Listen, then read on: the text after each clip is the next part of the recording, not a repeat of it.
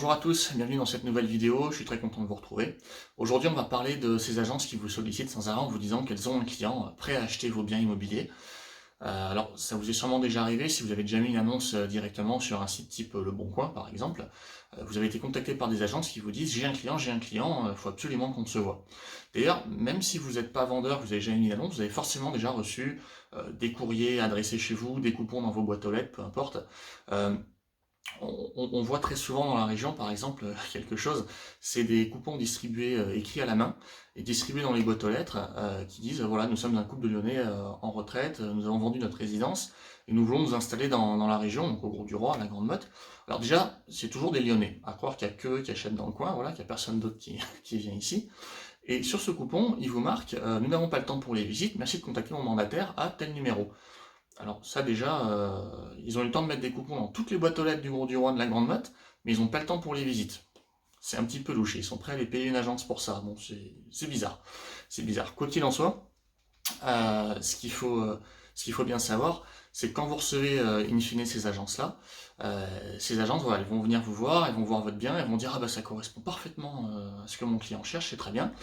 Il me faut un mandat de vente pour que je puisse vous l'amener. Bon, ça déjà c'est faux, on va en reparler tout à l'heure, il n'y a pas forcément besoin d'un mandat de vente, et vous n'avez pas forcément besoin de vous engager avec eux. Parce que dans les faits, bah voilà, très souvent vous signez ce mandat, effectivement, au profit de cette agence, et puis vous n'avez plus jamais de nouvelles. D'ailleurs, vous voyez même jamais le fameux client en question, il vient jamais visiter.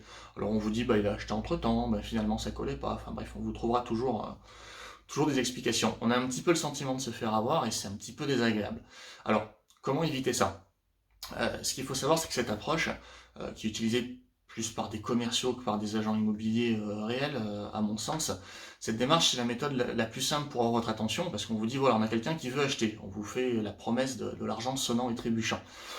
Simplement, bah, dans 99% des cas, en fait, c'est du flanc, quoi. Voilà, il n'y a pas de vrais clients derrière finalement. D'abord, une simple réflexion également, quand l'agence vous contacte, qu'elle vous dit, j'ai un client qui veut acheter votre bien, elle n'a pas encore vu votre bien, comment est-ce qu'elle peut en être si sûre? À la limite, elle connaît l'annonce que vous avez passée si vous avez passé une annonce, mais de là à dire que le client va acheter, c'est quand même un gros raccourci, quoi. Alors elle peut vous dire, on a un client qui cherche un bien identique, mais qu'est-ce que c'est un bien identique? Si c'est un bien de la même typologie sur la même commune, dans ce cas on a tous des clients pour tout le temps et en permanence. Donc non, ça c'est pas si simple que ça, et c'est plus on va dire une accroche commerciale, plus ou moins heureuse, mais c'est plus une accroche commerciale, quoi. Voilà. Ce qu'il faut savoir, c'est que parfois effectivement, on a des clients. Ça peut effectivement arriver, c'est pas tout le temps faux. C'est le cas du bien dans lequel je me trouve. C'est une marina 3 pièces, on est à Port-Camargue, vous voyez le port de Plaisance derrière moi. Cette marina, on l'a vendue au mois de juillet. Et comment je pouvais être absolument sûr que le client achèterait celle-là? Parce qu'en fait, avec le client qui a fini par acheter, au départ, on a visité la marina d'à côté, qui est juste derrière le mur, ici. C'était exactement la même, à quelques détails près sur la décoration notamment, mais même agencement, même surface, enfin, tout était identique. Simplement, le temps qu'il puisse se décider, en fait, il y avait plusieurs personnes sur le coup en même temps, et ça lui est passé sous le nez, tout bonnement. Par chance, j'ai appris que celle-là était en vente. Euh, J'étais donc absolument sûr que ça ferait l'affaire, et effectivement, il a acheté immédiatement, et du coup, il a été très vite pour pas que ça lui passe sous le nez. Simplement, ce qu'on a fait, du coup, pour être honnête vis-à-vis du vendeur, on lui a pas demandé de mandat de vente, on lui a simplement demandé est-ce que c'était bien en vente, oui, quel prix, oui, on est venu, on a visité, il a acheté.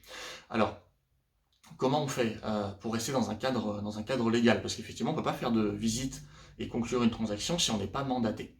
Ben, en fait, pour ça, je vous l'ai apporté, il est où? Il est là. Au lieu d'être mandaté par le vendeur, comme ça se fait classiquement, d'avoir un mandat de vente, on est mandaté par notre client acheteur. On fait ce qu'on appelle un mandat de recherche. Je vous montre, que voici. Alors, un petit peu comme on fait à chaque fois, pour des raisons évidentes de confidentialité, j'ai grisé certaines choses. Alors, avec le contre-jour, vous n'allez peut-être pas très bien y voir, mais les coordonnées de l'acheteur, l'agence. Systématiquement, on fixe évidemment... Alors oui, pardon. Il nous dit qu'il cherche une marine à 3 pièces. On reste vague volontairement, bien sûr. Bon, on détermine un prix, un budget, les honoraires qui du coup seront payés effectivement par le client acheteur. Le reste, c'est un mandat assez classique avec des conditions de durée, etc. Enfin, rien de bien extraordinaire. Ce qu'il faut savoir, c'est que avec ce document-là, on peut parfaitement donc amener le client en visite.